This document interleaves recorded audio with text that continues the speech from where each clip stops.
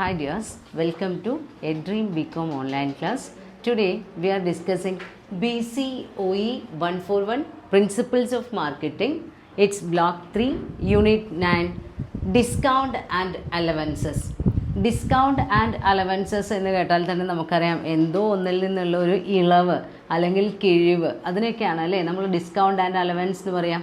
അപ്പോൾ ഈ block pricing ആണ്. അപ്പോൾ പ്രൈസിങ്ങുമായി റിലേറ്റ് ചെയ്ത് വരുന്ന ഡിസ്കൗണ്ടുകളും അലവൻസുകളും ഒരു മാനുഫാക്ചറർ അദ്ദേഹത്തിൻ്റെ പ്രോഡക്റ്റ് പ്രൊഡ്യൂസ് ചെയ്ത് കഴിഞ്ഞാൽ അത് മാർക്കറ്റിൽ ഓഫർ ചെയ്യുന്നതിന് മുൻപേ തന്നെ അതിൻ്റെ പ്രൈസിങ് സ്ട്രാറ്റജിയും നമ്മളുടെ ഒബ്ജക്റ്റീവ്സും ഒക്കെ ഡിസൈൻ ചെയ്യും. അതെല്ലാം അനലൈസ് ചെയ്തതിന് ശേഷമാണ് ഒരു പ്രൊഡക്റ്റിന് ലിസ്റ്റ് പ്രൈസ് കണക്കാക്കുന്നത്. സാധാരണ ഓരോ പ്രോഡക്റ്റിൻ്റെയും പാക്കറ്റിൽ നിങ്ങൾ കണ്ടിട്ടുണ്ടാവും MRP, മാക്സിമം റീറ്റെയിൽ പ്രൈസ് എന്ന് പറഞ്ഞിട്ടൊരു പ്രൈസ് ഫിക്സ് ചെയ്തിട്ടുണ്ടാവും. എന്നാൽ നമുക്ക് കടയിൽ നിന്ന് കിട്ടുന്നത് ആ പ്രൈസിന് ഈക്വലൻ്റ് ആയിട്ടുള്ള റേറ്റിലായിരിക്കില്ല, പലപ്പോഴും അതിൽ നിന്ന് കുറഞ്ഞ വിലയ്ക്കൊക്കെ നമുക്ക് കിട്ടാറുണ്ട്. അപ്പോൾ ഒരു ലിസ്റ്റ് പ്രൈസ് കാൽക്കുലേറ്റ് ചെയ്യുന്ന സമയത്ത് നമ്മളുടെ കോസ്റ്റ് കൺസിഡർ ചെയ്യണം, നമ്മൾ ആഗ്രഹിക്കുന്ന പ്രോഫിറ്റ് മാർജിൻ കൺസിഡർ ചെയ്യണം, എത്ര റേറ്റ് ഓഫ് പ്രോഫിറ്റ് വേണമെന്നുള്ളത് നോക്കണം, ദെൻ കോമ്പറ്റേറ്റേഴ്സിനെ നോക്കണം, മാർക്കറ്റ് ഫോഴ്സുകൾ നോക്കണം, കൺസ്യൂമേഴ്സിൻ്റെ പർച്ചേസിങ് പവർ നോക്കണം, അവരുടെ ഡിമാൻഡിങ് കപ്പാസിറ്റി നോക്കണം. ഒരുപാട് ഫാക്ടേഴ്സ് ഇതിനെ അഫക്റ്റ് ചെയ്യുന്നുണ്ട്.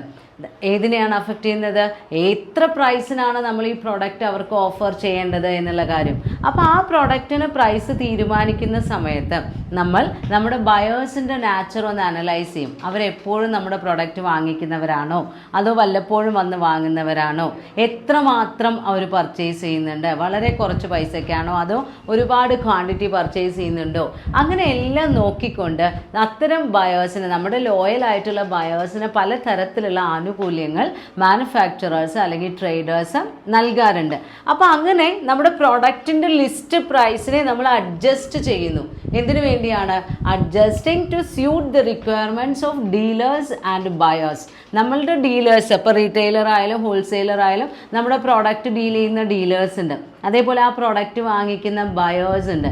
അവരെ നമ്മൾ അവരുടെ ആവശ്യങ്ങൾക്കനുസരിച്ച് നമ്മളുടെ ലിസ്റ്റ് പ്രൈസിനെ അഡ്ജസ്റ്റ് ചെയ്യുന്നു. അഡ്ജസ്റ്റ് ചെയ്യാന്ന് പറഞ്ഞാൽ അതിൽ ചെറിയ ചില വ്യത്യാസങ്ങൾ വരുത്തുന്നു, കൂട്ടുകയോ കുറയ്ക്കുകയോ ചെയ്യുന്നു. അങ്ങനെ അഡ്ജസ്റ്റ് ചെയ്യുമ്പോൾ അത് ഏതൊക്കെ രൂപത്തിലാണ് ചെയ്യാറുള്ളത്? Discount, rebate, commission and allowance, അങ്ങനെ പല പല പേരുകളിലാണ് നമ്മൾ ഇതൊക്കെ അറിയിക്കുന്നത്. അവർക്ക് നൽകുന്ന ഒരു ആനുകൂല്യമാണ്. നമ്മൾ നൽകിയ ലിസ്റ്റ് പ്രൈസ് നമ്മൾ അവർക്ക് വേണ്ടി മാറ്റം വരുത്തുകയാണ് എന്നുള്ള രീതിയിൽ ഡിസ്കൗണ്ടോ റിബേറ്റോ കമ്മീഷനോ ഒക്കെ വെച്ചുകൊണ്ട് നമ്മൾ എന്ത് ചെയ്യുന്നു? ഈ പ്രോഡക്ട്സ് അവർക്ക് ഓഫർ ചെയ്യുന്നു. അങ്ങനെ ഡിസ്കൗണ്ട് ഓഫർ ചെയ്യുന്ന സമയത്ത് പല രീതിയിലുള്ള ഡിസ്കൗണ്ടുകളുണ്ട്. Discount means reduction in the list price of a product. And the discounts may be quantity discount, trade discount, cash discount, seasonal discount and promotional allowance.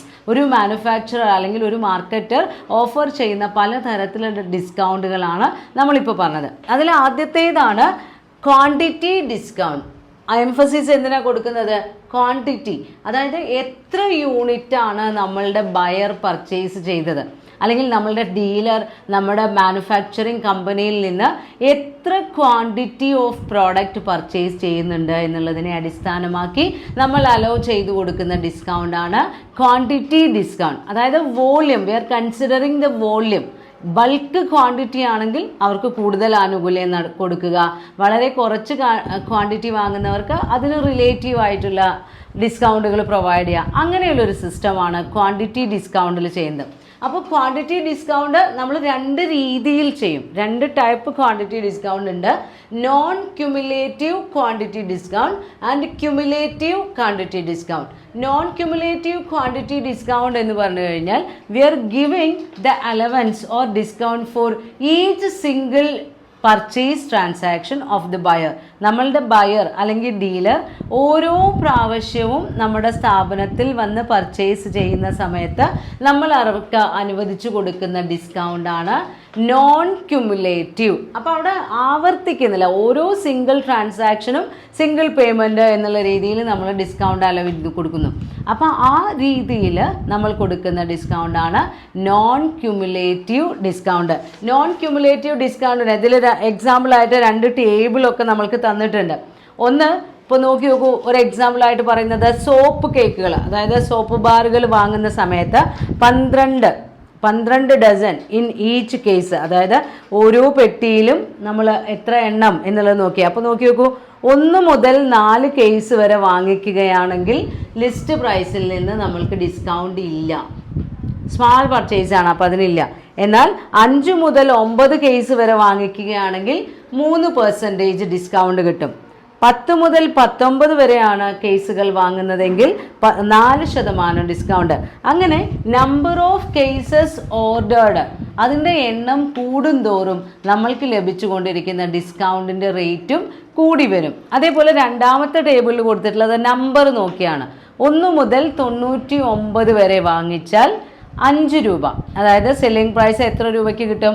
5 രൂപയ്ക്ക്. എന്നാൽ 100 മുതൽ 499 എണ്ണമാണ് നമ്മൾ വാങ്ങുന്നതെങ്കിൽ 4.85 കിട്ടും. 500 മുതൽ 999 എണ്ണം വരെ വാങ്ങുകയാണെങ്കിൽ 4.80. 1000 മുതൽ 4999 വരെയാണെങ്കിൽ 4.75. ദെൻ 5000 ആൻഡ് എബവ് ആണെങ്കിൽ 4.70. അപ്പോൾ എണ്ണം കൂടുന്തോറും അതിൻ്റെ സെല്ലിംഗ് പ്രൈസിൽ ചേഞ്ച് വരുന്നു. നമ്മൾക്ക് കിട്ടുന്ന ഡിസ്കൗണ്ട്, അതായത് സെല്ലിംഗ് പ്രൈസിൽ റിഡക്ഷൻ ആയിട്ടാണ് കാണിക്കുന്നത്. ഇപ്പോൾ നമ്മൾ പേന വാങ്ങിക്കുമ്പോൾ ഒരു പെന്ന് വാങ്ങുമ്പോൾ ചിലപ്പോൾ 6 രൂപയായിരിക്കും. അപ്പോൾ 12 പേനയുള്ള ഒരു പാക്കറ്റ് നമ്മൾക്ക് ചിലപ്പോൾ 60 രൂപയ്ക്ക് കിട്ടും. അപ്പോൾ നോക്കി നോക്കൂ, 10 പേനയുടെ പ്രൈസേ ആയുള്ളൂ. 10 × 6 60 ആയി. പക്ഷെ 12 പേന നമ്മൾക്ക് ആ പാക്കറ്റിൽ ലഭിക്കും. അപ്പോൾ ലാർജ് ക്വാണ്ടിറ്റി വാങ്ങുന്ന സമയത്ത് നമ്മൾക്ക് reduction in selling price enjoy ചെയ്യാൻ കഴിയുന്നു. അപ്പോൾ ഈ non cumulative price discount introduce ചെയ്യുന്നത് എന്തിനു വേണ്ടിയാണ്? To induce the buyers to place large quantity orders. നമ്മുടെ കമ്പനിയിൽ നിന്ന് അല്ലെങ്കിൽ നമ്മുടെ സ്ഥാപനത്തിൽ നിന്ന് ഒരുപാട് യൂണിറ്റുകളുള്ള ഓർഡറുകൾ നൽകാൻ വേണ്ടി നമ്മളുടെ ബയേഴ്സിനെ അല്ലെങ്കിൽ ഡീലേഴ്സിനെ പ്രോംപ്റ്റ് ചെയ്യിപ്പിക്കാൻ വേണ്ടിയാണ് നോൺ ക്യുമുലേറ്റീവ് ക്വാണ്ടിറ്റി ഡിസ്കൗണ്ട് നമ്മൾ അലൗ ചെയ്തു കൊടുക്കുന്നത്. ഇനി ക്വാണ്ടിറ്റി ഡിസ്കൗണ്ടിൽ രണ്ടാമത്തെ കാറ്റഗറിയാണ് ക്യുമുലേറ്റീവ് ഡിസ്കൗണ്ട്. ക്യുമുലേറ്റീവ് ഡിസ്കൗണ്ട് എന്ന് പറയുമ്പോൾ സംതിങ് ക്യുമുലേറ്റ്സ് ദർ, അല്ലേ? ക്യുമുലേറ്റീവ് എന്ന് പറഞ്ഞു കഴിഞ്ഞാൽ എന്തോ ഒരു കാര്യം അവിടെ ഇങ്ങനെ ആഡ് ചെയ്ത് വരുന്നുണ്ട്. That means the trader allows this discount to the buyers for the continuous buying transactions for a period or during a particular period. നമ്മൾ ഏതെങ്കിലും ഒരു നിശ്ചിത കാലാവധിക്കുള്ളിൽ, ഇപ്പോൾ 1 വർഷമാണെങ്കിൽ 1 വർഷം നമ്മൾ എത്ര യൂണിറ്റ് ടോട്ടലായി പർച്ചേസ് ചെയ്തു എന്ന് നോക്കും. അല്ലാതെ ഒരൊറ്റ സിംഗിൾ ട്രാൻസാക്ഷനിലല്ല. It covers a period. ഒരു പീരിയഡാണ്. അപ്പോൾ 1 വർഷം അങ്ങനെ പറയുകയാണെങ്കിൽ ആ 1 വർഷത്തിൽ നമ്മൾ എത്രയോ ട്രാൻസാക്ഷനുകൾ നടത്തിയിട്ടുണ്ടാവും. ആ ട്രാൻസാക്ഷൻ എല്ലാം കൂടെ ആഡ് ചെയ്ത് ടോട്ടൽ നമ്മൾ എത്ര യൂണിറ്റ്, എത്ര ക്വാണ്ടിറ്റി പർച്ചേസ് ചെയ്തു എന്ന് നോക്കും. അതിനനുസരിച്ച് നമ്മൾക്ക് ഡിസ്കൗണ്ട് കിട്ടും. അതാണ് ക്യുമുലേറ്റീവ് ഡിസ്കൗണ്ട്. അപ്പോൾ ക്വാണ്ടിറ്റി ഡിസ്കൗണ്ട് തന്നെയാണ്. അവിടെ എന്ത് ചെയ്യുന്നു? ഒരു ഡെഫേർഡ് ആണ്, അല്ലെങ്കിൽ നമ്മളതിനെ പാട്രോണേജ് ഡിസ്കൗണ്ട് എന്നൊക്കെ പറയാറുണ്ട്. അപ്പോൾ ഒരു പർട്ടിക്കുലർ ഇയറിൽ പേജ് നമ്പർ 170 അതിൻ്റെ ഒരു എക്സാമ്പിൾ ഉണ്ട്. ടോട്ടൽ ആനുവൽ പർച്ചേസ് എത്രയാണ്? ബയറുടെ പർച്ചേസ് ബിലോ 50,000 ആണെങ്കിൽ ക്വാണ്ടിറ്റി അതിൽ നമ്മൾ ഡിസ്കൗണ്ട്, ക്വാണ്ടിറ്റി ഡിസ്കൗണ്ട് ഇല്ല, നിൽ. 1 വർഷം 50,000 to 99,999 അത്രയാണെങ്കിൽ 1% ഡിസ്കൗണ്ട്. 1 ലക്ഷം മുതൽ 1,49,999 വരെ 1.50, അതായത് അത്രയും % ഡിസ്കൗണ്ട്. അങ്ങനെ നമ്മളുടെ ആ ഒരു പെർ ഇയറിലുള്ള ടോട്ടൽ ആനുവൽ പർച്ചേസ് എത്രയാണോ കൂടുതൽ വരുന്നത് അതിനനുസരിച്ച് നമ്മൾക്ക് ഡിസ്കൗണ്ട് റേറ്റും കൂടി വരും. അപ്പോൾ ഒരു പീരിയഡ് കവർ ചെയ്യുന്നു. ഇവിടെ ഓരോ സിംഗിൾ ട്രാൻസാക്ഷനെയും കൺസിഡർ ചെയ്ത് നമ്മൾ ഡിസ്കൗണ്ട് കൊടുക്കുന്നു. എന്നാൽ പാട്രോണേജിൽ അല്ലെങ്കിൽ ക്യുമുലേറ്റീവിൽ നമ്മൾ എന്താ ചെയ്യുന്നത്? ഒരു പർട്ടിക്കുലർ പീരിയഡിൽ, 1 വർഷത്തിൽ എത്ര പർച്ചേസ് ചെയ്തു എന്ന് നോക്കി ഡിസ്കൗണ്ട് കൊടുക്കുന്നു. ദെൻ രണ്ടാമത്തെ കാറ്റഗറിയാണ് ട്രേഡ് ഡിസ്കൗണ്ട്. ട്രേഡ് ഡിസ്കൗണ്ടിനെ നമ്മൾ ഫങ്ഷണൽ ഡിസ്കൗണ്ട് എന്ന് പറയാറുണ്ട്. ഈ ട്രേഡിംഗ് ആക്ടിവിറ്റി, നമ്മുടെ പ്രൊഡക്റ്റിൻ്റെ സെല്ലിംഗ് ആക്ടിവിറ്റി ഏറ്റെടുക്കുന്ന ഡീലേഴ്സിന് അവർ ചെയ്യുന്ന ആ ഒരു ഫങ്ഷനെ പ്രൊമോട്ട് ചെയ്യാൻ വേണ്ടി, അല്ലെങ്കിൽ അവർക്ക് അതിനൊരു പ്രോത്സാഹനമായി നമ്മൾ കൊടുക്കുന്ന ഡിസ്കൗണ്ടാണ് ട്രേഡ് ഡിസ്കൗണ്ട്. അതായത് അവർക്ക് നമ്മൾ കൊടുക്കുന്ന പ്രോഡക്റ്റിൻ്റെ ലിസ്റ്റ് പ്രൈസിൽ നിന്നുള്ള റിഡക്ഷൻ. അത് 2 രീതിയിൽ വരാം. ഹോൾസെയിലേഴ്സിന് കൊടുക്കുന്നതും റീറ്റെയിലേഴ്സിന് കൊടുക്കുന്നതുമൊക്കെ. അപ്പോൾ ഇത് പല റേറ്റിലുണ്ടായിരിക്കും. എന്നാൽ ഹൊറിസോണ്ടൽ ലൈനിൽ ഒപ്പമായിരിക്കും. അതായത് ഹോൾസെയിലേഴ്സിന് എല്ലാവർക്കും കിട്ടുന്ന കമ്മീഷൻ റേറ്റ് തുല്യമായിരിക്കും. ദെൻ ആ പ്രൊഡക്റ്റ് റീറ്റെയിലേഴ്സിൻ്റെ കയ്യിലെത്തി അവരത് ബയേഴ്സിന് വിൽക്കുന്ന സമയത്ത് റീറ്റെയിലേഴ്സിന് കിട്ടുന്ന ആ ഒരു പ്രൊമോഷൻ ഡിസ്കൗണ്ട്, അതായത് ട്രേഡ് ഡിസ്കൗണ്ട് ഈക്വലൻ്റ് ആയിരിക്കും. എന്നാൽ റീറ്റെയിലറുടെയും ഹോൾസെയിലറുടെയും റേറ്റ് ഈക്വൽ ആയിരിക്കില്ല. അതാണ് വ്യത്യാസം. അപ്പം നമ്മളുടെ മിഡിൽമാൻ ആരാണോ നമ്മളുടെ പ്രോഡക്റ്റ് സ്റ്റോർ ചെയ്ത്, അവരത് വാങ്ങിച്ച് സ്റ്റോർ ചെയ്ത് അതിൻ്റെ ഇൻഫർമേഷൻ കളക്ട് ചെയ്ത് ഡിമാൻഡ് ഫോർകാസ്റ്റ് ചെയ്ത് ഡിമാൻഡിനനുസരിച്ച് സെയിൽസ് നടത്തി ആ എഫേർട്സ് ഒക്കെ ഏറ്റെടുക്കുന്നതിന് പകരമായി നമ്മൾ റീറ്റെയിലേഴ്സിനോ അല്ലെങ്കിൽ ഹോൾസെയിലേഴ്സിനോ നൽകുന്ന ആ ഡിസ്കൗണ്ടിനെയാണ് എന്ത് പറയുന്നത്? Trade discount. It's A functional discount. Then അടുത്ത കാറ്റഗറി എന്ന് പറയുന്നത് ഏതാ? ക്യാഷ് ഡിസ്കൗണ്ട് ആണ്. ക്യാഷ് ഡിസ്കൗണ്ട് എന്ന് പറയുമ്പോൾ it is introduced by the manufacturer in order to make prompt repayment or prompt payment of bill. നമ്മുടെ കൺസ്യൂമേഴ്സ് ആരാണോ നമ്മളിൽ നിന്ന് പ്രൊഡക്റ്റ് വാങ്ങിച്ചു കൊണ്ടുപോയിട്ടുള്ളത്, അത് റിയൽ കൺസ്യൂമേഴ്സ് ആവാം അല്ലെങ്കിൽ ഫർദർ മിഡിൽമെൻ ആവാം, റീറ്റെയിലേഴ്സോ ഹോൾസെയിലേഴ്സോ ആര് വേണമെങ്കിലാവാം. അവർക്ക് നമ്മുടെ ബില്ല് വളരെ വേഗം സെറ്റിൽ ചെയ്യണം. നമുക്ക് കിട്ടാനുള്ള പൈസ നമുക്ക് വേഗം കിട്ടണം. അതിനു വേണ്ടി അവർക്ക് നൽകുന്ന ഡിസ്കൗണ്ടാണ് ക്യാഷ് ഡിസ്കൗണ്ട്. ഇപ്പം നമ്മൾ പറയും 10 ദിവസത്തിനുള്ളിൽ പേയ്മെൻറ്റ് തരികയാണെങ്കിൽ 5% ഡിസ്കൗണ്ട്, 20 ദിവസത്തിനുള്ളിൽ പേയ്മെൻറ്റ് നടത്തുകയാണെങ്കിൽ 3% ഡിസ്കൗണ്ട്, 1 മാസത്തിനുള്ളിൽ നടത്തുകയാണെങ്കിൽ 2%, 45 ദിവസത്തിനുള്ളിലാണെങ്കിൽ 1%. അതല്ല 45 ദിവസം കഴിഞ്ഞ്, അതായത് ഒരു period particular payment period regular പീരിയഡും കഴിഞ്ഞിട്ടാണെങ്കിൽ അതിന് ഡിസ്കൗണ്ട് ഒന്നുമില്ല. അപ്പോൾ ഈസി പേയ്മെൻറ്റ്, അവരുടെ പ്രോംപ്റ്റ് പേയ്മെൻറ്റ് ഓഫ് ബിൽ നടത്താൻ വേണ്ടി നമ്മൾ അവർക്ക് നൽകുന്ന ഡിസ്കൗണ്ടാണ്, ബിൽ എമൗണ്ടിലുള്ള റിഡക്ഷനാണ് ക്യാഷ് ഡിസ്കൗണ്ട്. അപ്പോൾ ഈ ക്യാഷ് ഡിസ്കൗണ്ട് നമ്മളിങ്ങനെ അലൗ ചെയ്ത് കൊടുക്കുന്ന സമയത്ത് ബില്ല് വളരെ വേഗം കളക്ട് ചെയ്യാൻ പറ്റും. Collect bill more quickly. അതേപോലെ തന്നെ റെഡ്യൂസ് ക്രെഡിറ്റ് റിസ്ക്. കാരണം അവർ വേഗം കൊണ്ടുവന്ന് തന്നു കഴിഞ്ഞാൽ പിന്നെ നമ്മൾക്ക് അത് പൈസ കിട്ടൂല്ലേ എന്ന് പേടിക്കേണ്ട ആവശ്യമൊന്നുമില്ല. അതേപോലെ ലിക്വിഡിറ്റി പൊസിഷൻ നമ്മൾക്ക് മെയിൻറ്റെയിൻ ചെയ്യാൻ കഴിയും. ഈസി കളക്ഷൻ ഉണ്ടായാൽ നമ്മുടെ കയ്യിൽ ക്യാഷ് ഉണ്ടാവും. അപ്പോൾ ലിക്വിഡിറ്റി പൊസിഷൻ നമ്മൾക്ക് ഇംപ്രൂവ് ചെയ്യാൻ കഴിയും. Then reduce cost of borrowing, finance and credit. നമ്മുടെ കയ്യിൽ പൈസ ഉണ്ടെങ്കിൽ പിന്നെ നമ്മൾ കടം വാങ്ങേണ്ട ആവശ്യമില്ല. അപ്പോൾ ആ റിസ്ക് കുറയ്ക്കാൻ കഴിയും. കോസ്റ്റ് ഓഫ് അക്കൗണ്ട് കീപ്പിംഗ് കുറയ്ക്കാൻ കഴിയും. അങ്ങനെ ഒരുപാട് ഗുണങ്ങളുണ്ട് ക്യാഷ് ഡിസ്കൗണ്ട് അലൗ ചെയ്യുമ്പോൾ. പക്ഷേ ക്യാഷ് ഡിസ്കൗണ്ട് അലൗ ചെയ്യുന്ന സമയത്ത് നമ്മൾ ശ്രദ്ധിക്കേണ്ടത്, ക്യാഷ് ഡിസ്കൗണ്ട് ഒരിക്കലും ഒരുപാട് ഉയർന്ന റേറ്റും ആവാൻ പാടില്ല, വളരെ കുറഞ്ഞ റേറ്റും ആവാൻ പാടില്ല. ഒരുപാട് ഉയർന്ന റേറ്റ് നമ്മൾ കൊടുത്തു കഴിഞ്ഞാൽ അത്രയും ഡിസ്കൗണ്ട് കൊടുക്കുമ്പോൾ നമ്മൾക്ക് ആ പേയ്മെൻറ്റിൽ നമ്മൾക്ക് അതിൽ നിന്ന് ഉണ്ടാകുന്ന റവന്യൂ ചിലപ്പോൾ നമ്മളുടെ കോസ്റ്റ് കവർ ചെയ്യാനൊന്നും ഉണ്ടായിക്കൊള്ളണമെന്നില്ല. അതേപോലെ തന്നെ ഡിസ്കൗണ്ട് കൊടുക്കാൻ വേണ്ടി ഹൈ പ്രൈസ് ആദ്യം ചാർജ് ചെയ്ത് കഴിഞ്ഞാൽ പ്രൈസ് വാറൊക്കെ ഫേസ് ചെയ്യേണ്ടതായി വരും. പിന്നെ അതേപോലെ വളരെ ചെറിയൊരു പേയ്മെൻ്റ് ആണ് നമ്മൾ ഡിസ്കൗണ്ടായി കൊടുക്കുന്നതെങ്കിൽ അവർ വിചാരിക്കും നേരത്തെ അടച്ചാലും ഇത്രയേ ഉള്ളൂ, വൈകി അടച്ചാലും അത്രയേ ഉള്ളൂ. ഇപ്പോൾ ഒരു 50 രൂപയൊക്കെയാണ് 1,00,000 രൂപയ്ക്ക് നമ്മൾ ഡിസ്കൗണ്ട് കൊടുക്കുന്നതെങ്കിൽ അവർക്ക് അതൊരു ഡിസ്കൗണ്ടായി കൺസിഡർ ചെയ്യില്ല. അപ്പോൾ ഒരുപാട് ഹൈ റേറ്റും ഫിക്സ് ചെയ്യാൻ പാടില്ല, ഒരുപാട് ലോ റേറ്റും ഫിക്സ് ചെയ്യാൻ പാടില്ല. അതേപോലെ തന്നെ ബയേഴ്സിൻ്റെ ഇടയിൽ ഡിസ്ക്രിമിനേഷൻ കാണിക്കാൻ പാടില്ല. അപ്പോൾ നമ്മൾ ക്യാഷ് ഡിസ്കൗണ്ട് കൊടുക്കുമ്പോൾ എങ്ങനെ കൊടുക്കണം? യൂണിഫോം റേറ്റിലായിരിക്കണം. എല്ലാ ബയേഴ്സിനും യൂണിഫോം റേറ്റിൽ നമുക്ക് ഈ ഡിസ്കൗണ്ട് അലൗ ചെയ്ത് കൊടുക്കാൻ കഴിയണം. അതാണ് മൂന്നാമത്തെ കാറ്റഗറി, ക്യാഷ് ഡിസ്കൗണ്ട്. ദെൻ നാലാമത്തെ കാറ്റഗറി ഡിസ്കൗണ്ട് ആണ് സീസണൽ ഡിസ്കൗണ്ട്. സീസണൽ ഡിസ്കൗണ്ട് എന്ന് പറഞ്ഞു കഴിഞ്ഞാൽ the discount offered by the manufacturer to increase sales of the product during off season. ചില പ്രോഡക്റ്റുകൾക്ക് ചില സീസണിൽ ഡിമാൻഡ് ഉണ്ടാവില്ല. അപ്പോൾ ആ സമയത്ത് ഈ പ്രോഡക്റ്റ് ഇങ്ങനെ ഒട്ടും സെയിൽസ് ഇല്ലാതെ കിടക്കുകയാണെങ്കിൽ നമ്മൾ ആ സ്റ്റോക്ക് ഇങ്ങനെ കീപ്പ് ചെയ്തുകൊണ്ട് പോകണം. ഫണ്ട് കിട്ടൂല, ഫണ്ട് ബ്ലോക്കായി കിടക്കും. അപ്പോൾ അങ്ങനെ ഓഫ് സീസൺ സമയത്ത് നമ്മുടെ പ്രൊഡക്റ്റിൻ്റെ സെയിൽസ് വർദ്ധിപ്പിച്ചാൽ നമ്മൾ നമ്മുടെ സെല്ലേഴ്സിനൊക്കെ ചില ഡിസ്കൗണ്ട് കൊടുക്കും. അവരുടെ പ്രവർത്തനം കാരണം നമ്മുടെ സ്റ്റോക്കൊക്കെ വിറ്റഴിക്കാൻ കഴിഞ്ഞാൽ നമ്മൾ അവർക്ക് നൽകുന്ന ഡിസ്കൗണ്ടാണ് സീസണൽ ഡിസ്കൗണ്ട്. അപ്പോൾ മഴക്കാലത്ത് കുട ചിലവാകുന്നത് പോലെ വേനൽക്കാലത്ത് കുടയ്ക്ക് ഡിമാൻഡ് ഉണ്ടാവാറില്ല. അപ്പോൾ ആ സമയത്ത് വാങ്ങിക്കുന്ന ആൾക്കാർക്ക് നമ്മൾ എന്തെങ്കിലും ഓഫറുകളൊക്കെ വെച്ച് കൊടുത്താൽ ആ പ്രോഡക്റ്റിൻ്റെ സെയിൽസ് കൂടും. അങ്ങനെ പ്രോഡക്റ്റിൻ്റെ സെയിൽസ് ഏതെങ്കിലും ഒരു ഡീലർ വർദ്ധിപ്പിക്കുകയാണെങ്കിൽ അദ്ദേഹത്തിന് നമ്മൾ നൽകുന്ന ഡിസ്കൗണ്ടാണ് സീസൺ ഡിസ്കൗണ്ട് അല്ലെങ്കിൽ ഓഫ് സീസണിൽ നൽകുന്ന ഡിസ്കൗണ്ട്.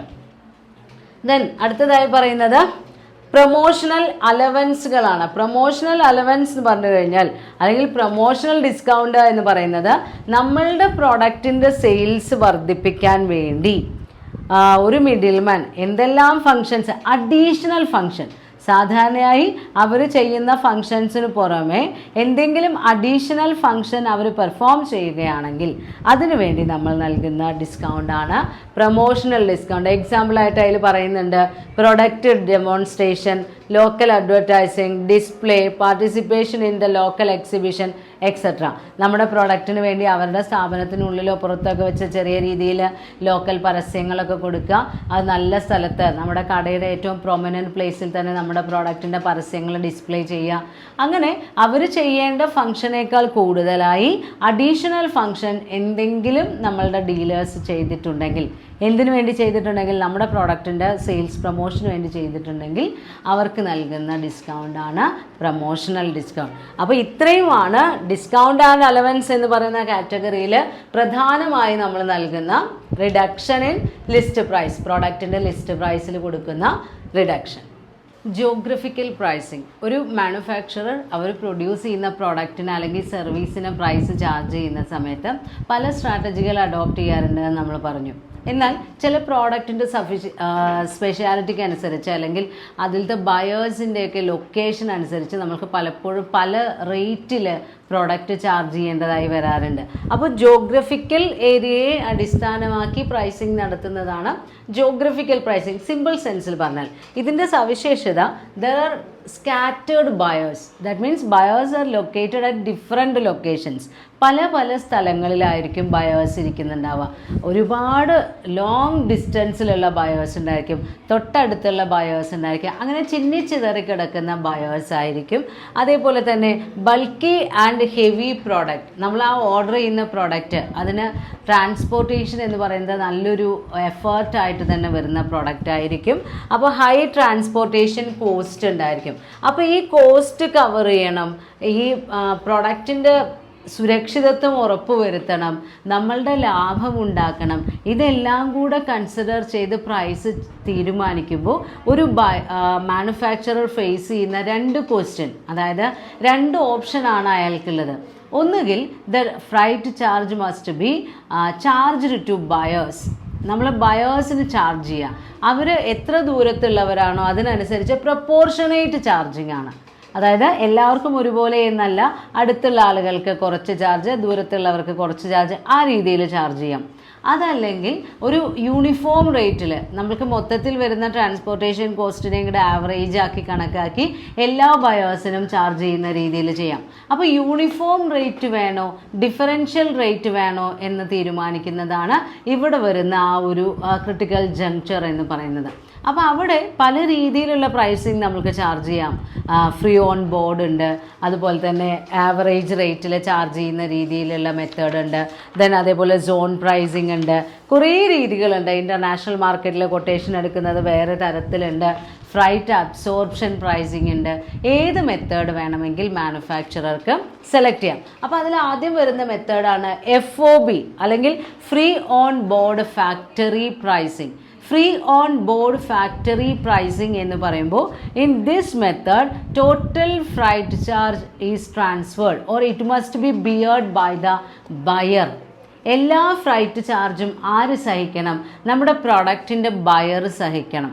അപ്പോൾ ആ പ്രോഡക്റ്റ് വാങ്ങിക്കുന്ന സമയത്ത് ഫാക്ടറിയിൽ പ്രൊഡ്യൂസ് ചെയ്ത് ഫാക്ടറി ഗേറ്റിൽ അത് വിൽക്കുന്ന സമയത്ത് ഒരു വിൽപ്പനയുണ്ട്, ഒരു സെല്ലിംഗ് പ്രൈസ് ഉണ്ട്, ഒരു വിലയുണ്ട് ആ ഫാക്ടറി ഗേറ്റിൽ ആ പ്രോഡക്റ്റ് എത്തുന്ന സമയത്ത്. അത് കഴിഞ്ഞ് ആ പ്രോഡക്റ്റ് ഫാക്ടറി ഗേറ്റിൽ നിന്ന് ബയറുടെ വെയർഹൗസ് വരെ എത്തണമെങ്കിൽ ഒരു ഹെവി ട്രാൻസ്പോർട്ടേഷൻ ചാർജ് വരുന്നുണ്ട്. ആ ട്രാൻസ്പോർട്ടേഷൻ ചാർജ് ബയർ സഹിക്കണം. അപ്പോൾ ഒരു സെല്ലർ എങ്ങനെയാണ് അവിടെ സെല്ലിംഗ് പ്രൈസ് ചാർജ് ചെയ്യുന്നത്? ആ സെല്ലിംഗ് പ്രൈസ് കാൽക്കുലേറ്റ് ചെയ്യുന്നത് selling price at factory gate plus transportation cost from gate to buyers warehouse. നമ്മൾ ബയറുടെ വെയർഹൗസിൽ എത്തുന്നത് വരെയുള്ള ട്രാൻസ്പോർട്ടേഷൻ കോസ്റ്റും ഫാക്ടറി ഗേറ്റിൽ ആ പ്രോഡക്റ്റിൻ്റെ സെല്ലിംഗ് പ്രൈസും, അത് രണ്ടും കൂടെ ആഡ് ചെയ്തിട്ടാണ് നമ്മൾ ബയറോട് സെല്ലിംഗ് പ്രൈസ് പറയുന്നത്. അപ്പോൾ ബയേഴ്സ് ആണ് ഇവിടെ എന്ത് ചെയ്യുന്നത്? They bears all freight charge. എല്ലാ ഫ്രൈറ്റ് ചാർജും വഹിക്കുന്നത് ബയേഴ്സാണ്. Seller bears cost up to loading to vehicle selected by the buyer. നമ്മളുടെ ബയർ സെലക്ട് ചെയ്ത ഒരു വാഹനം ഉണ്ടായിരിക്കും. അത് ചിലപ്പോൾ ഫാക്ടറി ഗേറ്റിലായിരിക്കാം, തൊട്ടടുത്ത ജംഗ്ഷനിലായിരിക്കാം. എവിടെയാണോ അദ്ദേഹത്തിൻ്റെ ആ സെലക്ട് ചെയ്ത ട്രാൻസ്പോർട്ടേഷൻ വെഹിക്കിൾ ഉള്ളത്, അതിലേക്ക് ലോഡ് ചെയ്യുന്നത് വരെയുള്ള എക്സ്പെൻസ് മാത്രമേ ആര് സഹിക്കുന്നുള്ളൂ? നമ്മുടെ സെല്ലർ സഹിക്കുന്നുള്ളൂ. അപ്പോൾ സെല്ലർ ആ പ്രൈസ് ചാർജ് ചെയ്യുന്നത് ഫാക്ടറി ഗേറ്റിലെ സെല്ലിംഗ് പ്രൈസിൻ്റെ കൂടെ ബയറുടെ സ്ഥലത്തേക്കുള്ള ട്രാൻസ്പോർട്ടേഷൻ ചാർജ് കൂടി ആഡ് ചെയ്തുകൊണ്ടാണ് നമ്മൾ ആ പ്രോഡക്റ്റിൻ്റെ സെല്ലിംഗ് പ്രൈസ് തീരുമാനിക്കുന്നത്. ഇനി ഈ മെത്തേഡ് റെയിൽവേയിൽ ഉപയോഗിക്കുമ്പോൾ നമ്മൾ അതിനെ എന്താ പറയുന്നത്? FOR ഒറിജിൻ, അതായത് ഫ്രീ ഓൺ റെയിൽവേസ്. ആ മെത്തേഡ്, ഇത് ഈ FOB എന്ന് പറയുന്ന മെത്തേഡ് റെയിൽവേസിൽ ഉപയോഗിക്കുമ്പോൾ ഫ്രീ ഓൺ റെയിൽ എന്ന് പറഞ്ഞിട്ട് നമ്മൾ അതിനെ ഇൻട്രൊഡ്യൂസ് ചെയ്യുന്നു. അപ്പോൾ ഈ മെത്തേഡിൻ്റെ ഒരു അഡ്വാൻറ്റേജ് എന്ന് പറയുന്നത് എല്ലാ കസ്റ്റമേഴ്സിനും ഒരേപോലെയാണ്. ദാറ്റ് മീൻസ് നമ്മൾക്കൊരു അവരുടെ ഇക്വിറ്റബിൾ ആയിട്ട് ഒരു നീതിപൂർവമായിട്ടുള്ള ഫ്രൈറ്റ് ചാർജ് ഡിസ്ട്രിബ്യൂഷൻ ആണെന്ന് പറയാം. കാരണം അടുത്തുള്ള ആൾക്ക് ചെറിയ പ്രൈസ്, കുറേ ദൂരമുള്ള ആൾക്ക് കൂടുതൽ പ്രൈസ്, അങ്ങനെയുള്ളൊരു രീതിയാണിത്. പക്ഷേ ഡിസഡ്വാൻറ്റേജും ഉണ്ട്. കാരണം കുറേ ദൂരെയുള്ള ആളുകൾ ഒരിക്കലും നമ്മുടെ കമ്പനിയിൽ നിന്ന് FOBയിലുള്ള പ്രോഡക്റ്റ് വാങ്ങില്ല. കാരണം അവരുടെ തൊട്ടടുത്ത് കിട്ടാനുള്ള പ്രോഡക്റ്റ് അവർ വാങ്ങിക്കില്ല. അവർക്ക് അവിടുന്ന് അത് വില കുറഞ്ഞ് കിട്ടും. അപ്പോൾ വേറെ ഏതെങ്കിലും കോമ്പറ്റേറ്റേഴ്സിൻ്റെ പ്രോഡക്റ്റ് ആയിരിക്കും അവർ വാങ്ങിക്കുന്നത്. അപ്പോൾ ജോഗ്രഫിക്കൽ മൊണോപ്പൊളി ഉണ്ടാവാനുള്ള ഒരു സാധ്യത FOBയിലുണ്ട്. FOBയിൽ പ്രൈസ് ചാർജ് ചെയ്യുന്നത്, അതിലൊരു എക്സാമ്പിളൊക്കെ ഉണ്ട്. ഒരു ഫാക്ടറിയുടെ ചിത്രമൊക്കെ കൊടുത്തിട്ട് ആദ്യത്തെ ആൾക്ക് ട്രാൻസ്പോർട്ടേഷൻ കോസ്റ്റ് 2 രൂപയാണ്. അപ്പോൾ ഫാക്ടറി ഗേറ്റിലെ സെല്ലിംഗ് പ്രൈസ് 10 ആണ്. അപ്പോൾ ആദ്യത്തെ ആൾ കൊടുക്കേണ്ട പൈസ 10 + 2 12. രണ്ടാമത്തെ ആൾക്ക് ട്രാൻസ്പോർട്ടേഷൻ 3 രൂപയാണ് വരുന്നത്. അപ്പോൾ അയാൾ കൊടുക്കേണ്ട പ്രൈസ് 13. മൂന്നാമത്തെ ആൾ 14. അതായത് സെല്ലിംഗ് പ്രൈസിൽ ഫാക്ടറി ഗേറ്റിൽ സെല്ലിംഗ് പ്രൈസ് 10ഉം മൂന്നാമത്തെ ആൾക്ക് ട്രാൻസ്പോർട്ടേഷൻ കോസ്റ്റ് 4 ആണെങ്കിൽ 14. അപ്പോൾ അവിടെ 12, 13, 14 പല പല വിലയ്ക്കാണ് പ്രൊഡക്റ്റ് ഓഫർ ചെയ്യുന്നത്. ഇവിടെ ദൂരത്തുള്ളവർക്ക് മാത്രമാണ് പ്രശ്നം. കാരണം അവർക്ക് ഈ പ്രൊഡക്റ്റ് ഇവിടെ നിന്ന് വാങ്ങിക്കൊണ്ടുപോകുന്നതിനേക്കാൾ അവർക്ക് ലാഭം അവരുടെ തൊട്ടടുത്തുള്ള മറ്റേതെങ്കിലും സ്ഥാപനത്തിൻ്റെ പ്രൊഡക്റ്റ് കുറഞ്ഞ വിലയ്ക്ക് വാങ്ങുന്നതായിരിക്കും. അവിടെ FOB ഉണ്ടെങ്കിൽ അവരവിടെ നിയറസ്റ്റ് പ്ലേസിലാണെങ്കിൽ അവർക്ക് വില കുറഞ്ഞ് കിട്ടും. അപ്പോൾ FOB പ്രൈസിങ് ഡിസ്റ്റൻറ്റ് യൂസേഴ്സിനെ സംബന്ധിച്ചിടത്തോളം അത്ര നല്ലതല്ല. കാരണം അവർക്ക് ഹൈ കോസ്റ്റ് പേയ്മെൻറ്റ് നൽകേണ്ടതായി വരും. ഇനി രണ്ടാമത്തെ രീതിയാണ് യൂണിഫോം ഡെലിവേർഡ് പ്രൈസിങ്. ഇവിടെ നമ്മൾ എന്താ ചെയ്തത്? കസ്റ്റമേഴ്സിനെ ദൂരത്തിനനുസരിച്ച് ഫ്രൈറ്റ് ചാർജ് ഡിവൈഡ് ചെയ്ത് കൊടുത്തു. ഇവിടെ അങ്ങനെയല്ല, നമ്മൾ യാതൊരു പക്ഷാഭേദവും കാണിക്കുന്നില്ല. Selling price at factory gate plus average transportation cost ആണ്. മൊത്തം എത്ര ട്രാൻസ്പോർട്ടേഷൻ കോസ്റ്റ് വരുന്നോ അതിനെ എത്ര ട്രാൻസാക്ഷൻസ് ആണുള്ളത് അതുകൊണ്ടാണ് ഡിവൈഡ് ചെയ്യുക. അപ്പോൾ ഒരു ആവറേജ് ട്രാൻസ്പോർട്ടേഷൻ കോസ്റ്റ് കിട്ടും. അത് എല്ലാ ബയേഴ്സിനും ചാർജ് ചെയ്യാം. അതുകൊണ്ട് തന്നെ ഇവിടെ പക്ഷഭേദം ഇല്ലാത്തതുകൊണ്ട് നമ്മൾ അതിനെ പോസ്റ്റേജ് സ്റ്റാമ്പ് മെത്തേഡ് എന്ന് പറയാറുണ്ട്. സ്റ്റാമ്പ് കണ്ടിട്ടില്ലേ? കേരളത്തിൽ മൊത്തം ഏകദേശം ഒരേ റേറ്റിലുള്ള സ്റ്റാമ്പായിരിക്കും, അടുത്തേക്കാണെങ്കിലും കുറേ ദൂരത്തേക്കാണെങ്കിലും ഒക്കെ. അതേപോലെ എല്ലാ കസ്റ്റമേഴ്സിനും ഒരു ആവറേജ് റേറ്റിൽ ട്രാൻസ്പോർട്ടേഷൻ ചാർജ് ചെയ്യുന്ന, അല്ലെങ്കിൽ അവർക്ക് അതിൽ സെല്ലിംഗ് പ്രൈസിൻ്റെ കൂടെ കൂട്ടി കൊടുക്കുന്ന രീതിയാണ് പോസ്റ്റേജ് സ്റ്റാമ്പ് മെത്തേഡ് അല്ലെങ്കിൽ യൂണിഫോം ഡെലിവേർഡ് പ്രൈസിങ്. ഇതിൻ്റെ പ്രത്യേകത എല്ലാവർക്കും ആവറേജ് റേറ്റാണ്. അപ്പോൾ തൊട്ടടുത്തുള്ള ഒരാൾക്കും കുറേ ദൂരെ നിന്ന് പ്രൊഡക്റ്റ് വാങ്ങിക്കുന്ന ഒരാൾക്കും ഒരേ ആവറേജ് റേറ്റാണ് പേയ്മെൻറ്റ് കൊടുക്കേണ്ടി വരുന്നത്. ഇപ്പോൾ എക്സാമ്പിളായിട്ട് അതിൽ പറയുന്നുണ്ട്, ഫസ്റ്റ് കേസിൽ ട്രാൻസ്പോർട്ടേഷൻ കോസ്റ്റ് ₹2, സെക്കൻഡ് കേസിൽ ₹3, തേർഡ് കേസിൽ 4. അപ്പോൾ ആ 3 ട്രാൻസ്പോർട്ടേഷൻ കോസ്റ്റിൻ്റെ ആവറേജ് നമ്മൾ നോക്കുക. 2 + 3 + 4 / 3. അപ്പോൾ ആവറേജ് ട്രാൻസ്പോർട്ടേഷൻ കോസ്റ്റ് എത്രയാണ്? 3 രൂപ. അപ്പോൾ ഈ 3 കസ്റ്റമേഴ്സിന് നമ്മൾ ആ 3 രൂപയാണ് ചാർജ് ചെയ്യുന്നത്. 2 രൂപ ട്രാൻസ്പോർട്ടേഷൻ കോസ്റ്റുള്ള ആൾക്കും വില വരുന്നത് 10 + 3 13. 3 രൂപ കോസ്റ്റ് വരുന്ന ആൾക്കും 10 + 3 13. 4 രൂപ ട്രാൻസ്പോർട്ടേഷൻ കോസ്റ്റ് വരുന്ന ആൾക്കും 10 + 3 13. അപ്പോൾ ഒരു ആവറേജ് റേറ്റ് എല്ലാവർക്കും ഒരേപോലെ. അപ്പോൾ നമ്മുടെ തൊട്ടടുത്ത ഉള്ള ആളുകൾ നമ്മളുടെ പ്രൊഡക്റ്റ് വാങ്ങില്ല. കാരണം ഇത്ര അടുത്തുനിന്ന് കിട്ടുമ്പോഴും ദൂരെ നിന്ന് വാങ്ങുന്ന ആളുകൾ കൊടുക്കേണ്ട കോസ്റ്റ് നമ്മൾ കൊടുക്കേണ്ടി വരുന്നു. അപ്പോൾ അവരെന്ത് ചെയ്യും? അവരുടെ തൊട്ടടുത്ത് FOB പ്രൈസിങ്, FOB പ്രൈസിംഗ് ആണെങ്കിൽ തൊട്ടടുത്തുള്ള ആളുകൾക്ക് വില കുറവാണ്. അപ്പോൾ എവിടെയാണോ യൂണിഫോം റേറ്റ് ചാർജ് ചെയ്യുന്നത് ആ സ്ഥലത്ത് അവരുടെ അടുത്ത് തന്നെ FOB പ്രൈസിങ് ആരെങ്കിലും ചാർജ് ചെയ്യുന്നുണ്ടെങ്കിൽ നമ്മുടെ അടുത്തുള്ള ബയേഴ്സ് എപ്പോഴും ആ പ്രൊഡക്റ്റാണ് സെലക്ട് ചെയ്യുക. അപ്പോൾ uniform delivered pricing easy to administer ആണ്. വളരെ വേഗം നമുക്ക് കാൽക്കുലേറ്റ് ചെയ്യാനും അക്കൗണ്ട് ചെയ്യാനും ഒക്കെ എളുപ്പമാണ്. പക്ഷേ അടുത്തുള്ള ബയേഴ്സ് ചിലപ്പോൾ അത് പ്രിഫർ ചെയ്ത് കൊള്ളണമെന്നില്ല. അപ്പോൾ ആദ്യത്തെ 2 മെത്തേഡ് ഓഫ് ജോഗ്രഫിക്കൽ പ്രൈസിംഗ് ആണ് FOBയും യൂണിഫോം ഡെലിവേർഡ് പ്രൈസും. അതിനെ നമ്മൾ പോസ്റ്റേജ് സ്റ്റാമ്പ് പ്രൈസിംഗ് എന്നും പറയുന്നുണ്ട്. ജോഗ്രഫിക്കൽ പ്രൈസിങ്ങിൽ 3rd പ്രൈസിംഗ് മെത്തേഡാണ് സോൺ പ്രൈസിംഗ്. ഫസ്റ്റ് 2 നമ്മൾ പറഞ്ഞു FOB പ്രൈസിങ്ങും ഡിഫറൻഷ്യൽ റേറ്റ്, അതായത് യൂണിവേഴ്സൽ ആയിട്ട് വരുന്ന ഒരു റേറ്റും.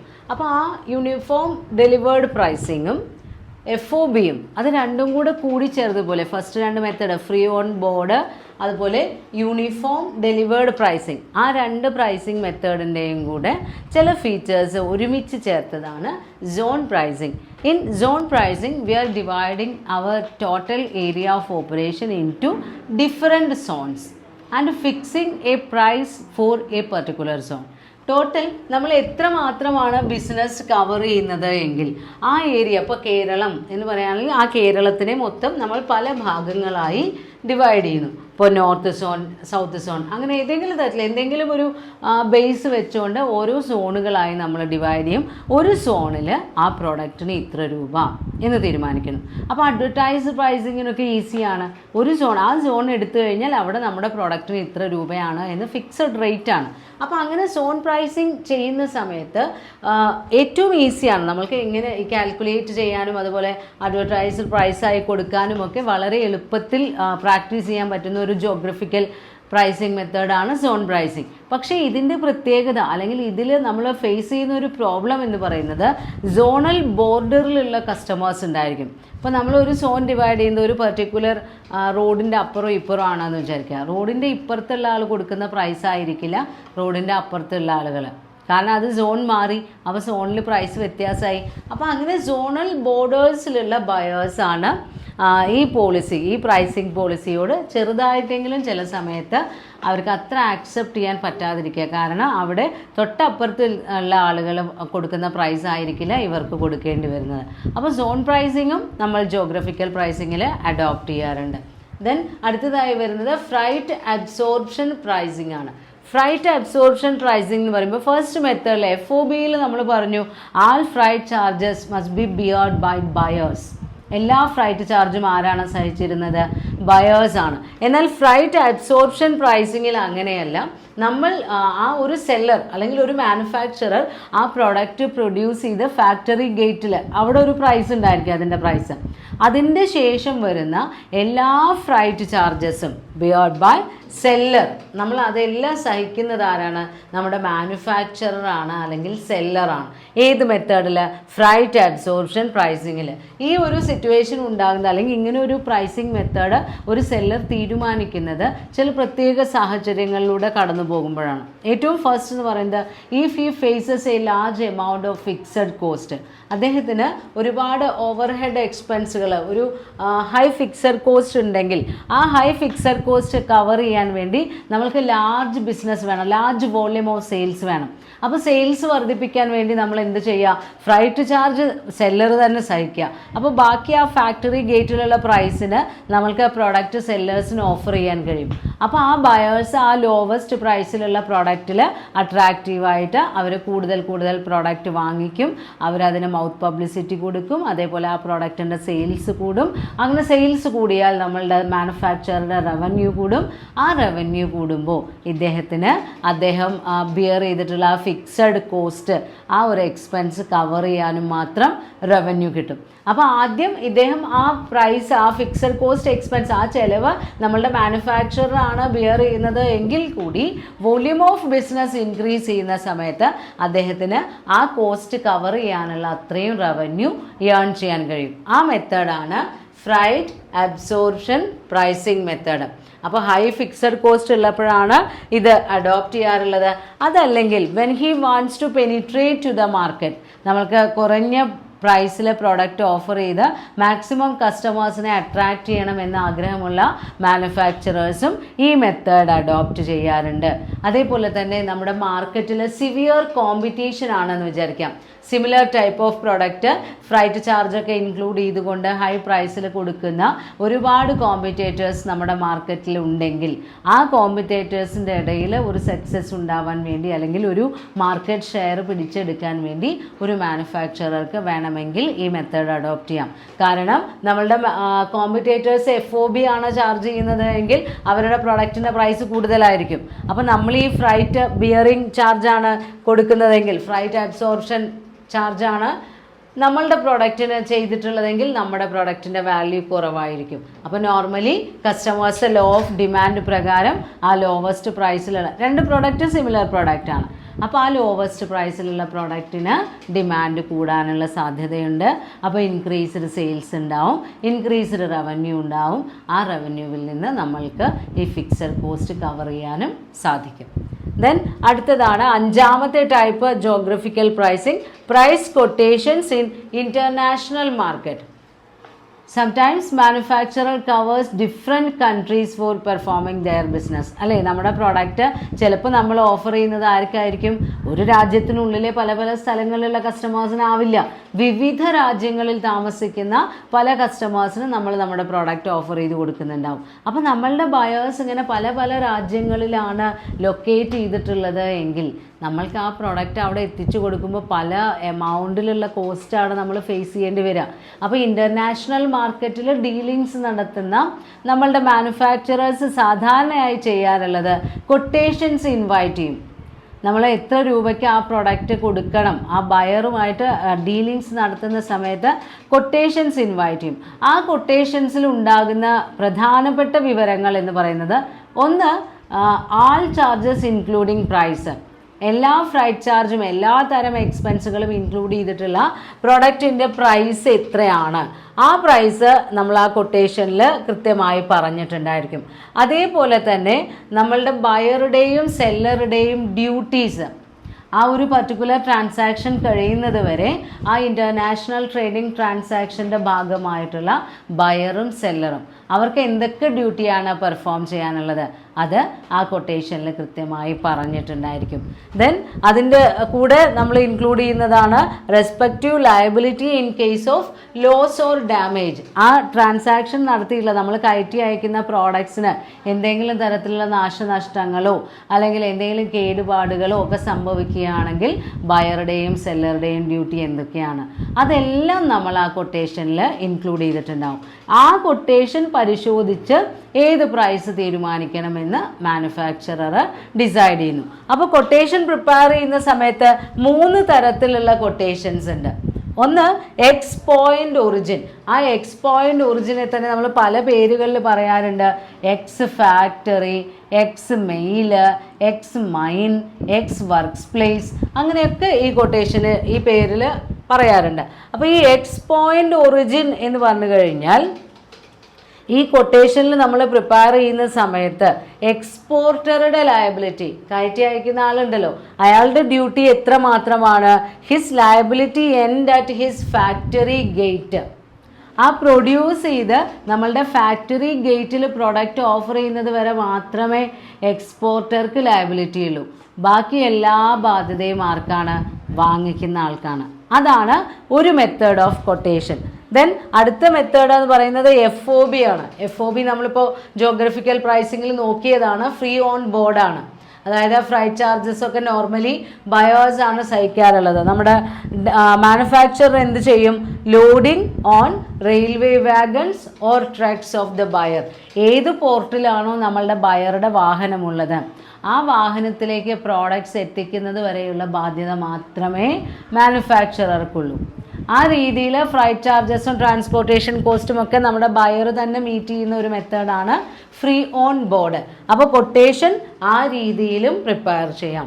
ദെൻ 3ാമത്തെ ടൈപ്പ് കൊട്ടേഷനാണ് CIF പ്രൈസ്. CIF പ്രൈസ് എന്ന് പറയുമ്പോൾ കോസ്റ്റ്, ഇൻഷുറൻസ്, ഫ്രൈറ്റ് ചാർജ്. അപ്പോൾ പ്രൈസ് നമ്മൾ തീരുമാനിക്കുന്ന സമയത്ത് ഇതിൽ ഇൻക്ലൂഡഡ് ആയിരിക്കും എല്ലാ ചാർജുകളും സഹിക്കുന്നത് അല്ലെങ്കിൽ എല്ലാ കോസ്റ്റുകൾ മീറ്റ് ചെയ്യുന്നത് സെല്ലർ ആയിരിക്കും.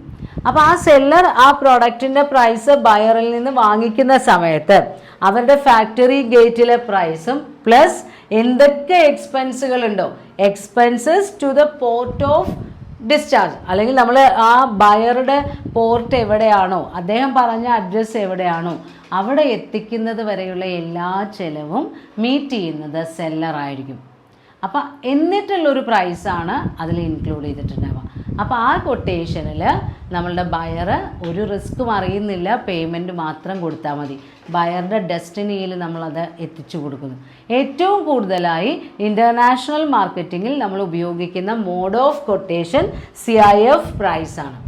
അപ്പോൾ ഇൻ്റർനാഷണൽ മാർക്കറ്റിൽ നമ്മൾ പ്രോഡക്റ്റിൻ്റെ പ്രൈസ് തീരുമാനിക്കുമ്പോൾ ജോഗ്രഫിക്കൽ പ്രൈസിങ് മെത്തേഡ് തന്നെയാണ് ചെയ്യുന്നത്. അതിൽ കൊട്ടേഷൻസ് ഇൻവൈറ്റ് ചെയ്യുന്നു, എന്നിട്ട് ഏറ്റവും സ്യൂട്ടബിളായ കൊട്ടേഷൻ നമ്മൾ സെലക്ട് ചെയ്യുന്നു. ജോഗ്രഫിക്കൽ പ്രൈസിങ് നമ്മൾ പറഞ്ഞു കഴിഞ്ഞു, മെത്തേഡ്സ് ഓഫ് പ്രൈസിങ്. ഇനി വരുന്നത് പ്രൈസിങ് എ ന്യൂ പ്രോഡക്റ്റ്. പുതിയൊരു പ്രോഡക്റ്റിനെ മാർക്കറ്റിലേക്ക് ലോഞ്ച് ചെയ്യുന്ന സമയത്ത് നമ്മൾ എങ്ങനെയാണ് ആ പ്രോഡക്റ്റിന് പ്രൈസ് തീരുമാനിക്കുന്നത്? അപ്പോൾ ആ പ്രോഡക്റ്റ് മാർക്കറ്റിലേക്ക് കൊണ്ടുവരുമ്പോൾ ചിലപ്പോൾ ഒരു ഇന്നോവേറ്റർ ആയിരിക്കാം, നമ്മളായിരിക്കാം ഏറ്റവും ആദ്യം അങ്ങനെ ആ സ്പെഷ്യൽ ഫീച്ചറുള്ള പ്രോഡക്റ്റ് മാർക്കറ്റിലേക്ക് കൊണ്ടുവരുന്നത്.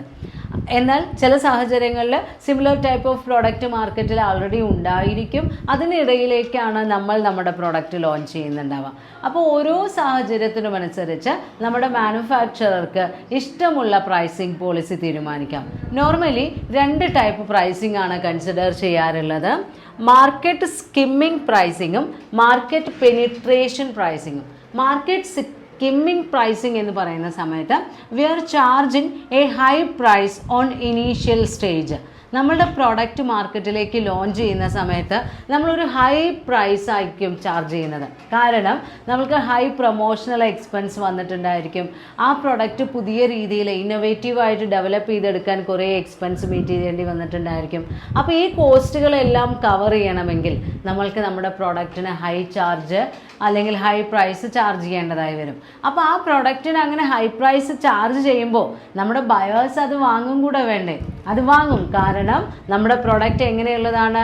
ഹൈലി ഇന്നോവേറ്റീവ് ആണ്. ഇതിലൊരു ഓതർ പറയുന്നുണ്ട്, ജോൽ ഡീൻ എന്ന് പറയുന്ന ആൾ പറയുന്നത്, skimming price is appropriate for a product that is a real innovation. നമ്മൾ കണ്ടിട്ടില്ലേ, ഇപ്പോൾ മൊബൈൽ ഫോണുകൾ അല്ലെങ്കിൽ ഇലക്ട്രോണിക് എക്യുപ്മെൻറ്റ്സുകളൊക്കെ പുതിയ പുതിയ ഫീച്ചേഴ്സുമായിട്ട് വരുന്ന പ്രോഡക്ട്സിന് ആ ഇനീഷ്യൽ സ്റ്റേജിൽ ഉയർന്ന വിലയായിരിക്കും.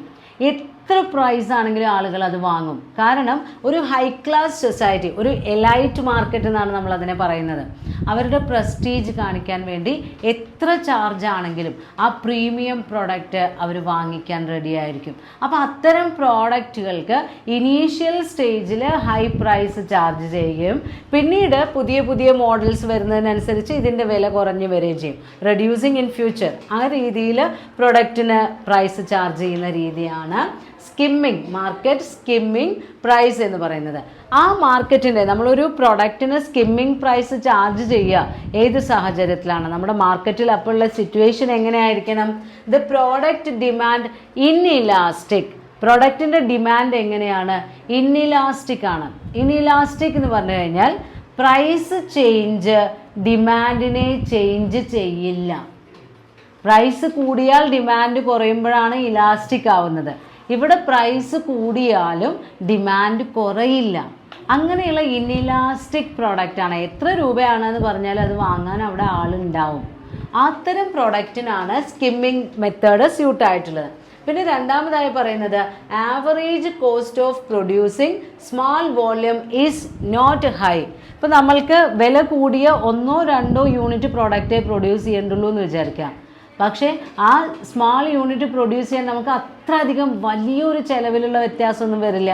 കുറേ യൂണിറ്റ് പ്രൊഡ്യൂസ് ചെയ്യുന്നതും കുറച്ച് യൂണിറ്റ് പ്രൊഡ്യൂസ് ചെയ്യുന്നതും തമ്മിൽ പ്രത്യേകിച്ച് വ്യത്യാസമൊന്നും ഉണ്ടാവില്ല. ആവറേജ് ആയിട്ടുള്ള കോസ്റ്റ്. ഇപ്പോൾ 2 യൂണിറ്റ് പ്രൊഡ്യൂസ് ചെയ്യുമ്പോൾ ഒരു യൂണിറ്റിന് 10,000 രൂപ ചിലവ് വരുന്നുണ്ടെങ്കിൽ 10 യൂണിറ്റ് പ്രൊഡ്യൂസ് ചെയ്യുമ്പോഴും ഈ ഒരു യൂണിറ്റിന് 10,000 രൂപ തന്നെ ആയിരിക്കും ചിലവ് വരുന്നുണ്ടാവും. അപ്പോൾ അങ്ങനെയുള്ള കേസിൽ നമുക്ക് ലാർജ് വോള്യൂം ഓഫ് സെയിൽസ് വേണമെന്നില്ല, കുറച്ച് യൂണിറ്റ് വിറ്റ് പോയാലും മതി. അപ്പോൾ ആവറേജ് കോസ്റ്റ് പെർ യൂണിറ്റ് വലിയ വ്യത്യാസമൊന്നും ഇല്ലാതിരിക്കുക. അതായത് സ്മാൾ വോള്യൂം പ്രൊഡ്യൂസ് ചെയ്താലും ഹൈ കോസ്റ്റ് ഒന്നും വരില്ല. മൂന്നാമതായി പറയുന്നത് product is meant for elite class of buyers. നമ്മൾ പറഞ്ഞു ഹൈ പ്രൈസ്ഡ് പ്രോഡക്റ്റ് ആണ്. ആരെ ഉദ്ദേശിച്ചാണ് ഇത് പ്രൊഡ്യൂസ് ചെയ്ത് മാർക്കറ്റിൽ കൊടുക്കുന്നത്? എത്ര വിലയാണെങ്കിലും അത് വാങ്ങാൻ റെഡിയുള്ള പ്രീമിയം ക്ലാസ് ഓഫ് ബയേഴ്സ് ഉണ്ടാവും. അവർക്ക് വേണ്ടിയാണ് പ്രോഡക്റ്റ് നൽകുന്നത്. Then large number of buyers and substantial demand. നമ്മൾ എത്ര രൂപയ്ക്ക് ആ പ്രോഡക്റ്റ് ഓഫർ ചെയ്താലും അത് വാങ്ങാനുള്ള ഒരുപാട് ബയേഴ്സ് നമ്മുടെ മാർക്കറ്റിലുണ്ട്. ആ ഉള്ള ബയേഴ്സിന് ഈ പ്രോഡക്റ്റിന് ഡിമാൻഡും ഉണ്ട്. പുതിയ പുതിയ കാറുകളൊക്കെ ഇറങ്ങുമ്പോൾ കണ്ടിട്ടില്ലേ, എത്ര കോടി വിലയാണെങ്കിലും അത് വാങ്ങാൻ അവിടെ ആളുണ്ട്. അപ്പോൾ ഇവിടെ സെയിൽസിൻ്റെ, അതാണ് സ്കിമ്മിങ്ങിൻ്റെ ഏറ്റവും വലിയ പ്രത്യേകത. Sales in units may be low. എത്ര യൂണിറ്റ് വിറ്റു എന്ന് ചോദിച്ചാൽ വളരെ കുറവായിരിക്കും. പക്ഷേ സെയിൽസ് ഇൻ വോള്യം, എത്ര രൂപയ്ക്ക് വിറ്റു എന്ന് ചോദിക്കുമ്പോൾ അത് കൂടുതലായിരിക്കും. യൂണിറ്റ് കുറഞ്ഞാലും എമൗണ്ട് കൂടുതലായിട്ട് സെയിൽസ് വരുന്ന കേസാണ് സ്കിമ്മിങ് പോളിസി. ദെൻ അതിൻ്റെ വേറൊരു സവിശേഷത, little risk of emergence of competitors. നമ്മൾ ഇത്രയും ഇന്നോവേറ്റീവ് ആയിട്ടുള്ള ഒരു പ്രൊഡക്റ്റാണ് അവിടെ ലോഞ്ച് ചെയ്തിട്ടുള്ളത്. അപ്പോൾ അതേപോലെ അത്രയും സവിശേഷതകളുള്ള ഒരു പ്രോഡക്റ്റ് വളരെ പെട്ടെന്ന് പ്രൊഡ്യൂസ് ചെയ്ത് മാർക്കറ്റിലെത്തിക്കാൻ കോമ്പറ്റേറ്റേഴ്സിന് കഴിയുന്നുണ്ടാവില്ല. അപ്പോൾ സിവിയർ കോമ്പറ്റീഷൻ ഒന്നും ഉണ്ടാവില്ല.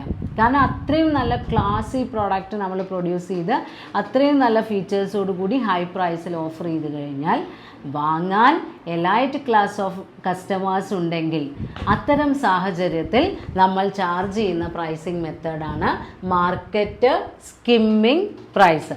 ഇനി ഇതിൻ്റെയൊക്കെ ഒരു ജസ്റ്റ് ഓപ്പോസിറ്റാണ് market penetration price. Market penetration പ്രൈസിൽ we charge low initial price.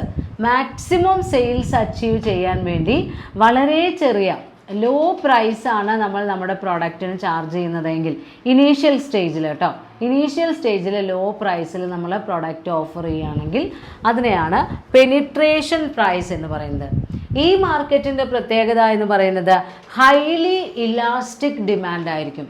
Price കൂടിയാൽ ഡിമാൻഡ് കുറയും, പ്രൈസ് കുറഞ്ഞാൽ ഡിമാൻഡ് കൂടും. അതൊരു ഹൈ പ്രൊപ്പോർഷനിലാണ് കൂടുന്നുണ്ടാവുക. അത്തരം മാർക്കറ്റിലാണ് നമ്മൾ പ്രൈസ് റിഡ്യൂസ് ചെയ്ത് പ്രോഡക്റ്റ് ഓഫർ ചെയ്യുന്നത്. പിന്നെ വരുന്നത് marketing cost achieved through large scale operation. നമ്മൾക്ക് ഈ ലാർജ് സ്കെയിൽ വോളിയം സെയിൽസ് ഉണ്ടാകുന്ന സമയത്ത് നമ്മളുടെ എല്ലാ കോസ്റ്റുകളും സഫർ ചെയ്യാനുള്ള റവന്യൂ അതിൽ നിന്ന് ലഭിക്കും. അപ്പോൾ മാർക്കറ്റിംഗ് കോസ്റ്റ് നമ്മൾക്ക് ഇതിലൂടെ നേടിയെടുക്കാം, ലാർജ് സ്കെയിൽ സെയിൽസ് നടത്തുമ്പോൾ ഓപ്പറേഷൻസിലൂടെ നേടിയെടുക്കാം. അതുകൊണ്ടാണ് നമ്മൾ ലാർജ് സ്കെയിൽ വേണം എന്നുള്ള രീതിയിൽ ഹൈ സെയിൽസ് വോളിയം ലക്ഷ്യം വെച്ചുകൊണ്ട് ലോ പ്രൈസ് ചാർജ് ചെയ്യുന്നത്. Then absence of elite market. അവിടെ എങ്ങനെയാണ്, നമ്മൾ വില കൂട്ടി വിറ്റ് കഴിഞ്ഞാൽ വാങ്ങാനുള്ള ആൾക്കാരില്ല. എലൈറ്റ് മാർക്കറ്റ് അല്ല. ഇപ്പോൾ നമ്മുടെ സാധാരണ ജീവിതത്തിൽ ഉപയോഗിക്കുന്ന നെസസറീസ് ഒക്കെ ആണെങ്കിൽ എല്ലാ സാധാരണക്കാരും വാങ്ങുന്നതായിരിക്കും. അപ്പോൾ ഒരേ ക്വാളിറ്റി പ്രോഡക്റ്റ് ഒരെണ്ണം 10 രൂപയ്ക്കും ഒരെണ്ണം 5 രൂപയ്ക്കും കിട്ടുന്നുണ്ടെങ്കിൽ 5 രൂപയുടെയാണ് എല്ലാവരും വാങ്ങുക. ഒരേ ക്വാളിറ്റി പ്രോഡക്റ്റാണ്, ഒരേ ആവശ്യത്തിനാണ് ഉപയോഗിക്കുന്നത്. പിന്നെ ആരും അറിഞ്ഞുകൊണ്ട് വെറുതെ വില കൂടിയ പ്രോഡക്റ്റ് വാങ്ങിക്കില്ല. ദെൻ പൊട്ടൻഷ്യൽ കോമ്പറ്റീഷൻ ആണ്, നല്ല കോമ്പറ്റീഷൻ ഉണ്ടാവും. നമ്മൾ ഉയർന്ന വിലയ്ക്ക് നമ്മുടെ പ്രോഡക്റ്റും കൊണ്ട് ചെല്ലുമ്പോൾ അതേ പ്രോഡക്റ്റ് കുറഞ്ഞ വിലയ്ക്ക് കോമ്പറ്റേറ്റേഴ്സ് കൊടുക്കുന്നുണ്ടെങ്കിൽ ബയേഴ്സ് അതാണ് വാങ്ങുക. അപ്പം നമ്മൾക്ക് മാർക്കറ്റിൽ ഒരു ഷെയർ ഉണ്ടാക്കണം എന്ന് നമ്മൾക്ക് ആഗ്രഹമുണ്ടെങ്കിൽ നമ്മൾ നമ്മുടെ പ്രോഡക്റ്റ് ഏത് പ്രൈസിൽ വിൽക്കണം? ലോ പ്രൈസിൽ മാർക്കറ്റേഴ്സ് ബയേഴ്സിന് ഓഫർ ചെയ്യണം. അപ്പോൾ ഈ പൊട്ടൻഷ്യൽ കോമ്പറ്റീഷൻ ഉള്ളത് കൊണ്ട് തന്നെ നമ്മൾ ഈ ലോ പ്രൈസ് മെയിൻറ്റെയിൻ ചെയ്ത് കഴിഞ്ഞാൽ we can prevent the entry of additional competitors.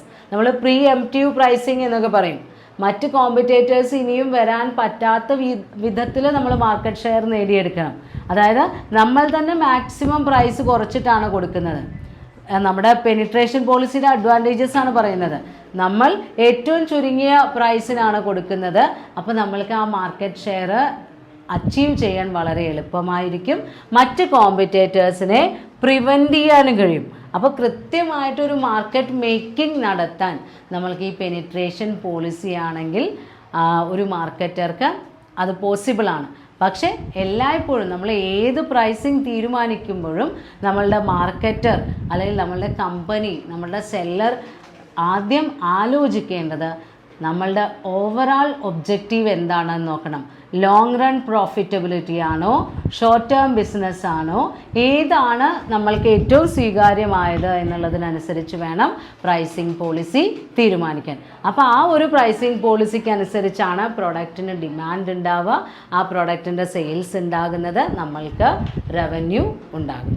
Then ഈ യൂണിറ്റിൽ 2-3 ടൈപ്പ് ഓഫ് പ്രൈസിങ്ങും കൂടെ നമ്മൾ നോക്കുന്നുണ്ട്. അതിൽ വരുന്നതാണ് fixed pricing, flexible pricing and unit pricing. പ്രൊഡക്റ്റിന് പ്രൈസ് ചാർജ് ചെയ്യുമ്പോൾ ഒരു സെല്ലർ അല്ലെങ്കിൽ ഒരു മാനുഫാക്ചറർ ബയറുടെ കയ്യിൽ നിന്ന് പ്രൈസ് വാങ്ങിക്കുന്ന സമയത്ത് അഡോപ്റ്റ് ചെയ്യുന്ന ചില മെത്തേഡുകളാണ് ആദ്യത്തേത് രണ്ടെണ്ണം, ഫിക്സഡ് പ്രൈസിങ്ങും ഫ്ലെക്സിബിൾ പ്രൈസിങ്ങും. അത് രണ്ടും തമ്മിൽ ഓരോ ബയേഴ്സ് അല്ലെങ്കിൽ ഓരോ മാനുഫാക്ചറേഴ്സ് ബയേഴ്സിനെ പരിഗണിച്ചുകൊണ്ട് തീരുമാനിക്കുന്ന പ്രൈസ്. ഫിക്സഡ് പ്രൈസിംഗ് എന്ന് പറഞ്ഞു കഴിഞ്ഞാൽ similar prices are charged to similar type of buyers. Same quantity purchase ചെയ്യുന്ന, same terms of purchase follow ചെയ്യുന്ന ബയേഴ്സിന് ഒരേപോലെയുള്ള പ്രൈസ് ചാർജ് ചെയ്യുന്ന രീതിയാണ് ഫിക്സഡ് പ്രൈസിങ്. അവിടെ വ്യത്യാസം വരുന്നില്ല. പക്ഷേ ഒരു ലാർജ് ക്വാണ്ടിറ്റി ഒക്കെ ഓർഡർ കൊടുക്കുന്ന സമയത്ത് ചിലപ്പോൾ നമുക്ക് ഡിസ്കൗണ്ടോ അലവൻസോ ഒക്കെ കിട്ടിയെന്ന് വരും. അതല്ലാതെ പ്രോഡക്റ്റിൻ്റെ യൂണിറ്റ് പ്രൈസിൽ നമ്മൾ പ്രത്യേകിച്ച് മാറ്റങ്ങളൊന്നും വരത്തില്ല. ഫ്ലെക്സിബിൾ പ്രൈസിങ് എന്ന് പറഞ്ഞാൽ അങ്ങനെയല്ല.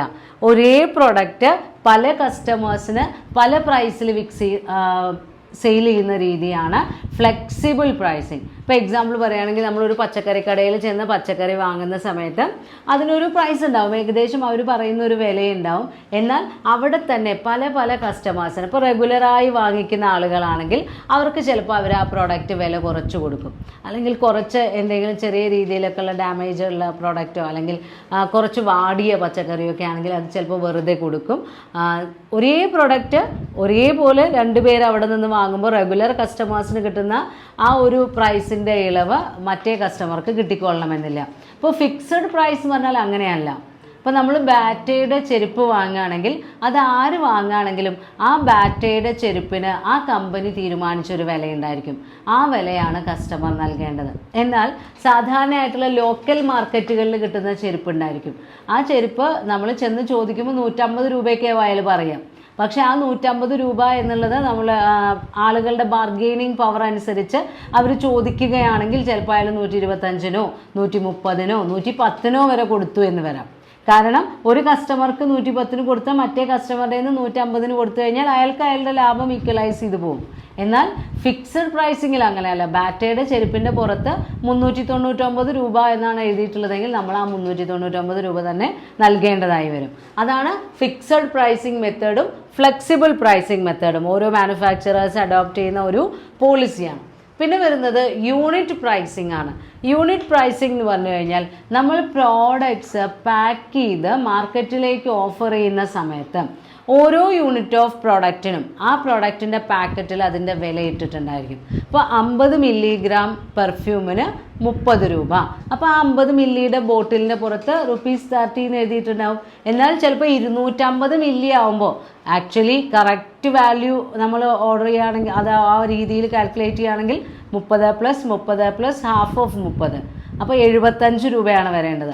പക്ഷേ ചിലപ്പോൾ 250 മില്ലിയുടെ ബോട്ടിലിൻ്റെ പാക്കറ്റിൻ്റെ പുറത്ത് ₹70 എന്നായിരിക്കും പ്രിൻറ്റ് ചെയ്തിട്ടുണ്ടായിരിക്കുക. 70 രൂപയ്ക്കായിരിക്കും കമ്പനി ഓഫർ ചെയ്യുന്നത്.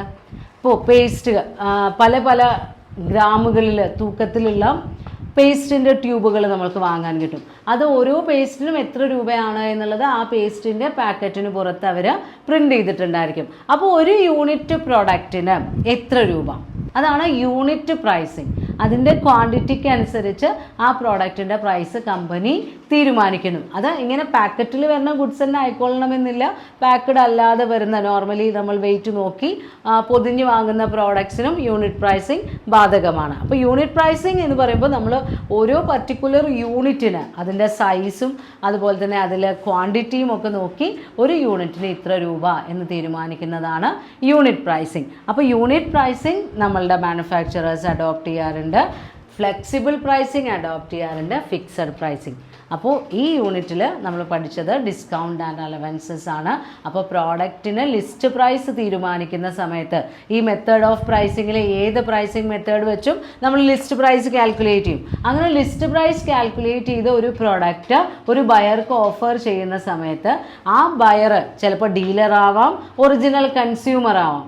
അവരുടെ ആവശ്യങ്ങൾക്കനുസരിച്ച് അല്ലെങ്കിൽ അവരുടെ സവിശേഷതയ്ക്കനുസരിച്ച് നമ്മൾ നമ്മുടെ ലിസ്റ്റ് പ്രൈസിൽ ചെയ്യുന്ന അഡ്ജസ്റ്റ്മെൻറ്റ് നോർമലി റെഡ്യൂസ് ചെയ്യുക. അതായത് ലിസ്റ്റ് പ്രൈസ് കുറച്ച് കൊടുക്കുന്നതിനെയാണ് നമ്മൾ ഡിസ്കൗണ്ട്, അലവൻസ്, റിബേറ്റ് അങ്ങനെ പല പല പേരുകളിൽ അറിയപ്പെടുന്നത്. അതായത് റിഡക്ഷൻ ഇൻ ലിസ്റ്റ് പ്രൈസ്.